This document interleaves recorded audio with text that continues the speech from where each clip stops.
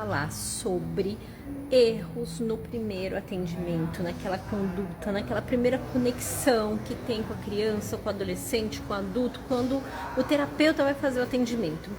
Isso porque eu recebi uma demanda recentemente de uma mãe contando de um caso que o filho foi atendido por uma profissional e essa profissional não estava preparada para este primeiro atendimento. Como é que aconteceu a história, né?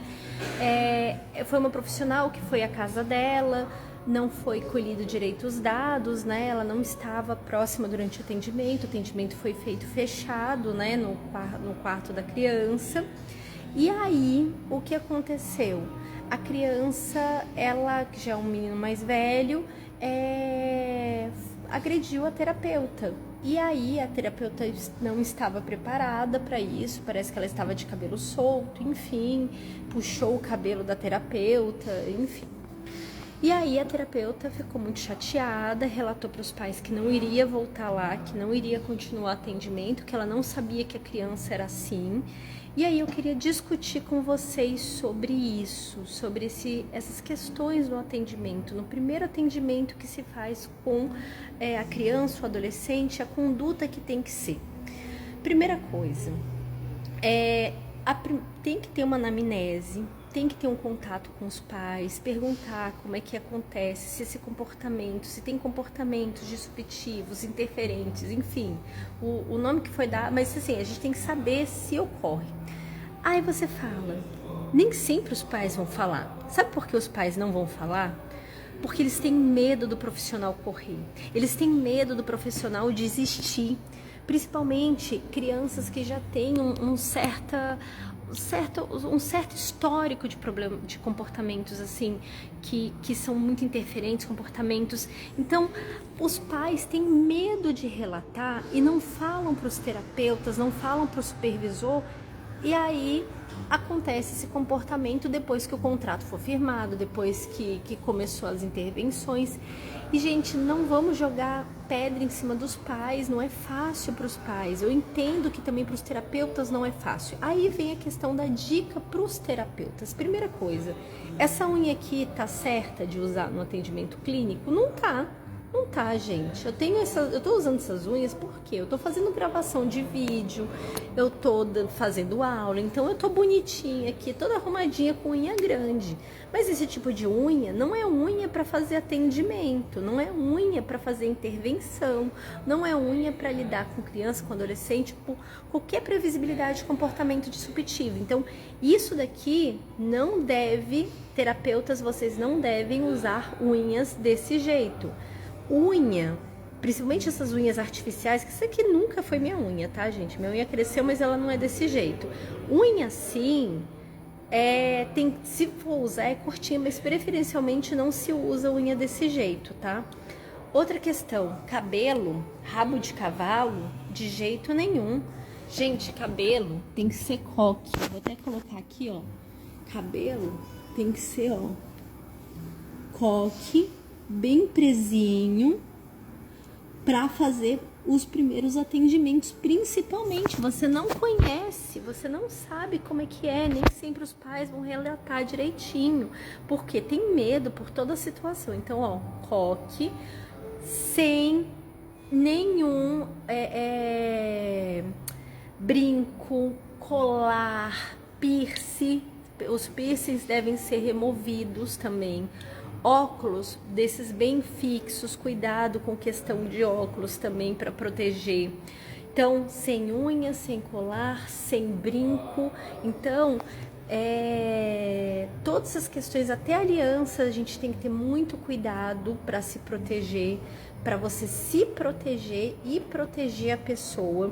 Outra questão também, que o terapeuta, gente, se você tá numa clínica, o supervisor, ele tem que ensinar, não tô falando sobre técnicas de redução de movimento, não é isso, é técnicas de antecipação, onde você vai conseguir fazer esquiva. Então é muito importante que ele esteja preparado para esquiva, para ele se preparar para qualquer comportamento. Por quê? Nem sempre é porque ele vai agredir enfim, às vezes é uma crise que veio, um som, a sua voz, o seu cheiro, você é um novo elemento no ambiente. Então, assim, pode ser que esse indivíduo não tenha um histórico nenhum de comportamento assim, mas você chegou ali, você é um elemento novo. Eu conheço o caso que a voz do terapeuta ali causava um transtorno na criança, simplesmente pela, sei lá, a frequência, a gente não sabe direito o jeito que falava. Então tem essas questões também que estão envolvidas que a gente não sabe, pode acontecer. Então essas regras, ter essa noção é muito importante. Se você é dono de clínica, se você está aqui, que eu sei que tem muitos donos de clínica que eu vi que passaram aqui, vocês têm que ensinar para os seus ATs, para os seus coordenadores. Se vocês não têm essa capacitação, vocês têm que buscar essa capacitação sobre essa esquiva para ele poder se proteger e poder proteger o outro. Outra questão, normas de segurança. As roupas, elas não podem ser muito soltas, nem para que seja pegar. Então tem que ter muito cuidado com gola, com essa questão, porque pega e pode também, enfim, né? Principalmente nós mulheres, isso daqui fica muito perigoso. Tem que deixar o vestuário bem fixo, firme. E outra, para quem trabalha com adolescente, tem que ser firme, mas também não tem que ser sensual. Por exemplo, eu tô com roupa de academia. Essa minha roupa, por exemplo, ela é extremamente inapropriada. Vou mostrar pra vocês aqui, ó. Essa minha roupa, por exemplo, eu tô com uma roupa de academia aqui. Ela é extremamente inapropriada se for fazer um atendimento, principalmente um atendimento com adolescente, em fase de puberdade, um pré-adolescente. Então eu nunca deveria usar uma roupa dessa. Então tem roupas que são apropriadas para fazer intervenção, principalmente nos primeiros atendimentos. Outra questão também, gente, é se você, depois de um tempo, você começa a fazer atendimento na rua. Isso daí eu tô falando para um primeiro contato, onde você está criando aquele relacionamento, você não conhece direito a criança, o adolescente, você ainda está criando esse vínculo. Ok. Num segundo momento, digamos que você vai começar a fazer intervenção em ambientes livres. Você vai começar a fazer essas intervenções em ambientes livres, você tem que ter noção de segurança. E se ele sair correndo? Você tem que ter noção que você tem que conter isso. Que eu já vi muito problema em relação a isso, de ter perigos da criança sair correndo, do adolescente sair correndo e o atendente terapêutico não conseguir acompanhar. Imagina se ele é atropelado na rua. Então, tem que ter essa noção que assim, o seu vestuário tem que ser adequado, o ambiente onde você vai estar levando tem que ser adequado, porque às vezes ele fala, não, vou fazer intervenção no metrô. Pô, você vai fazer uma intervenção onde tem um bando de elementos a mais ali, você não vai fazer sozinho com um adolescente, você e mais outra pessoa, que se ocorrer uma crise, se ocorrer alguma coisa assim, você vai conseguir conduzir. Deixa eu ver aqui que eu tô vendo algumas coisas que comecei a usar, Dani, roupa de academia para os atendimentos, porque o jeans e outras roupas me deixavam muito desconfortável. Ainda mais que eu tenho 1,90 m de altura. Não, sim, mas é porque o que acontece? Para adolescente, dependendo da época que você tá fazendo atendimento, isso daqui pode não ser tão apropriado. Então é bem complicado isso, a gente tem que saber equilibrar. E outra, dependendo da blusa que você usa, você não usa tão pertinho. E quando ele entra em crise, o que fazer? Depende, tudo depende, vão ter muitos tipos de crise. E a gente tem que ir conhecendo o paciente para saber conduzir essas crises. O ideal é sempre a gente saber anteceder isso. Mas se depois que ela ocorre, se ela vai acontecendo, a gente vai tentando tirar os elementos que estão induzindo essa crise. Então, por exemplo, eu já falei para vocês muitas vezes que se eu ficar num ambiente que tem aquela luzinha azul que mata mosquito, para mim aquilo dali é horrível, faz super mal para mim essas luzinhas de mosquito, de matar mosquito. Então, seria interessante tirar do ambiente. A Tamires, querida. Aqui, deixa eu ver mais perguntinhas. Eu vi uma perguntinha aqui solta. Cadê? Ah, entendo. Roupas para as mulheres, felizmente. Ai, é bem complicado mesmo essa questão de roupa. Vamos lá para mais alguma questão. Acho que não tem mais nenhuma perguntinha. Boa noite pessoal que tá entrando agora. Então era isso que eu queria trazer para vocês, gente, fazendo um resuminho, um apanhado. Vamos lá para as questões do checklist. Quando você vai começar a atender um aprendiz que você não tem relacionamento ainda. Vamos lá para as questões. Aqui a Tamires, saudade do nosso cafezinho com bolo. Bolo sem glúten, né, gente? Ainda por cima sem glúten. Vamos lá. Unha desse tamanho, ó, sem condição. Não podemos usar unhas desse tamanho. Unha tem que ser, ó, curtinha, não pode ser longa desse jeito. E essas unhas artificiais, elas são perigosas para eu tô toda errada, tá, gente? Eu sou exemplo. Cabelo solto, de jeito nenhum. Coque, tem que usar coque bem preso, porque cabelo rabo de cavalo puxa sem ornamentos. Você não pode ter brinco, sem piercing, tem que tirar os piercings, tem que tirar, de preferência, tirar os anéis também, colar, porque colar é muito perigoso. Então, assim, o que você estiver vestindo, você tem que pensar que pode ser um elemento que pode machucar você ou machucar ele. Então, você tem que ter muito cuidado. Outra questão que eu falei para vocês é sobre vestuário. Sapato também, se correr uma fuga, você tem que conseguir acompanhar, porque pode ter uma fuga e dependendo do ambiente que tiver, analisar os riscos do ambiente. Então, por exemplo, eu vou fazer uma intervenção numa sacada igual essa aqui, ó. Tem uma sacada aqui, é um lugar perigoso, ali tem uma escada. Então, assim, você tem que mapear esse ambiente. Você, ali tem a escada, digamos que aqui seja a casa de alguém, eu tô num hotel, né, mas ali seja a casa de alguém, você tá fazendo intervenção. Ali é um ponto de perigo. Aqui, ó, vidro, apesar dele ser muito grosso, também é um ponto de perigo. E aí você vai analisando quais são os perigos. Por exemplo, ó, ali tem móveis, só que os móveis, ó, são meio arredondados, mas se sair correndo e bater a cabeça. Então, você vai analisando os pontos de perigo que tem no lugar e eu vou dar uma voltada para olhar a sua pergunta. Para você poder. Vestuário, esse tipo de vestuário que eu tô é inapropriado para eu iniciar uma intervenção com adolescente. Totalmente. Tem que ser uma roupa que seja não muito solta, mas também não apertadinha desse jeito. Outra, tem que ter cuidado com roupa que, ó, agarre aqui e mostre qualquer coisa. Eu tô de top, tá tranquilo. Mas tem que ter cuidado com isso. Então, pra você ter noção, ou machucar. Isso é uma questão de segurança pra você e pro aprendiz. Então, a gente tem que ter cuidado pros dois, pra gente preservar os dois.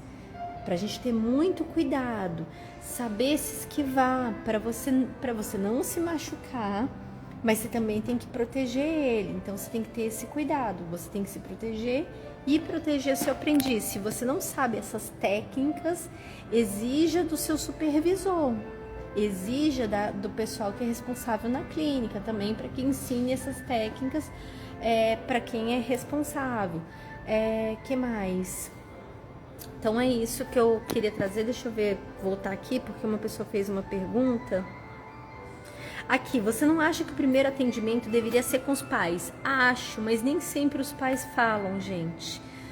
Os pais têm medo de falar que seus filhos têm comportamento disruptivo, porque os terapeutas fogem. E conforme eles vão ficando mais velhos, vão ficando adolescentes, vão ficando mais fortes, os terapeutas vão ficando receosos de pegar. Então, não é raro o terapeuta, os pais não comentarem isso, não falarem. Não, é uma dor que os pais têm.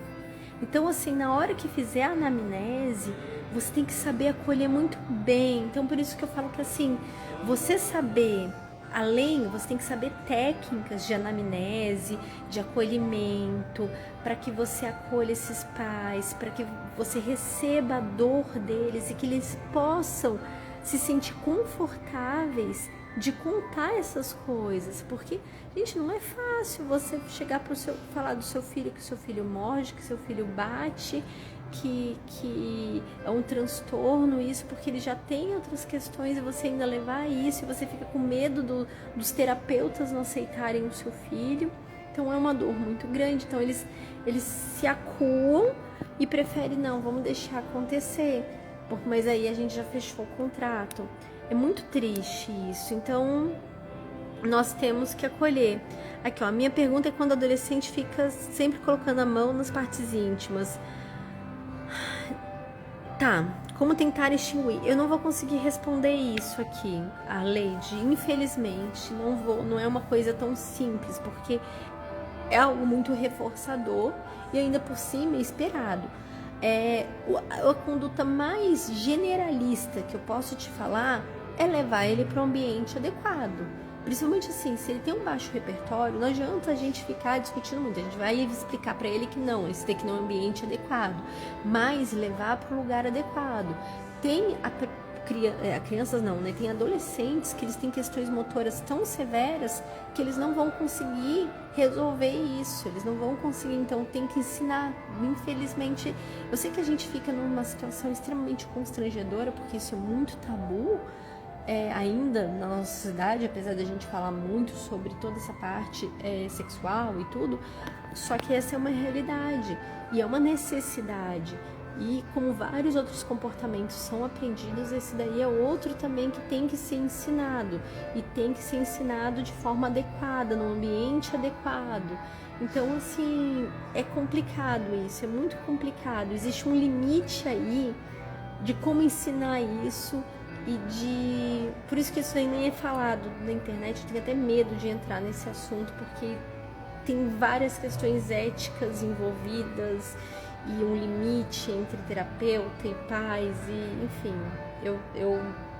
isso daí é o tipo de coisa que você leva para sua supervisão e conversa com a sua supervisora como é que você vai lidar com esse caso específico, mas só falando que isso acontece, que tem adolescentes que têm questões motoras, eles têm essas necessidades e é uma complexidade imensa e a gente não pode deixar de pensar nessas questões. Então aqui, ó, ele parece ser bem esse caso. Quando a criança já vem fazendo tratamento desde os 3 anos ou 5 anos, usando terapia ABA, vai conseguir contribuir para o desenvolvimento da criança? Não entendi. Vem fazendo tratamento desde os 3 anos ou 5 anos, usando terapia ABA. Quando a criança já vem fazendo tratamento desde os 3 anos aos 5 anos, usando terapia ABA, vai conseguir contribuir para o desenvolvimento da criança? Desculpa, Alessandra, eu não entendi muito bem o que você queria perguntar. Me desculpa. Gente, eu vou encerrar aqui, porque eu tenho outras coisas para finalizar. Doutora Carolina Quedas, uma querida, tá aqui, olha, uma pessoa que fala sobre a parte motora. Eu acho que seria uma contribuição muito grande a doutora Carolina Quedas. Eu não sei se ela já só passou por aqui, mas ela era uma pessoa que ia ser muito legal falar sobre essa parte motora e todas essas interfaces. Então, é isso, gente. Eu vou indo. Eu vou deixar a live salva por pouco tempo. Eu não tô mais deixando a live salva muito tempo aqui no Instagram, porque ela para de entregar. Então, é isso. Vai ficar salva aí umas 24 horas. Desenvolvimento da fala e comunicação. A fala eu não posso afirmar nada, mas se ensinar um conjunto de instrumentos para essa criança, para que ela desenvolva seu repertório de comunicação com base no que ele tem de repertório atualmente e abrindo essas possibilidades, sim, vai contribuir. A fala, existe muitas complexidades na fala, eu não posso afirmar que a pessoa vai falar. Existem uns pessoal aí que fala que toda criança, se fizer uma intervenção ABA, vai falar. Isso, para mim, isso não faz sentido algum, porque existem muitas peculiaridades na fala e nós sabemos que os autistas, nós autistas, falhamos em alguns processos e alguns vão falhar muito, alguns talvez nunca realmente falhem, apesar de conseguir ter todo um processo cognitivo muito bem feito. Então, assim, o importante é dar meios de comunicação. Então, a comunicação alternativa e aumentativa e alternativa, ela é o caminho. Então, busque isso daí. Nós temos que dar meio das nossas crianças falarem, seja por gestos, seja com troca de figuras, enfim, por conjunto de figuras. Aqui, que legal, gente, que bom, que bom. O Dr. Paulo passou por aqui mesmo, passou. Que mais? Pessoas queridíssimas passaram por aqui. Gente, vou indo. Beijo pra vocês, tô cansada e até mais.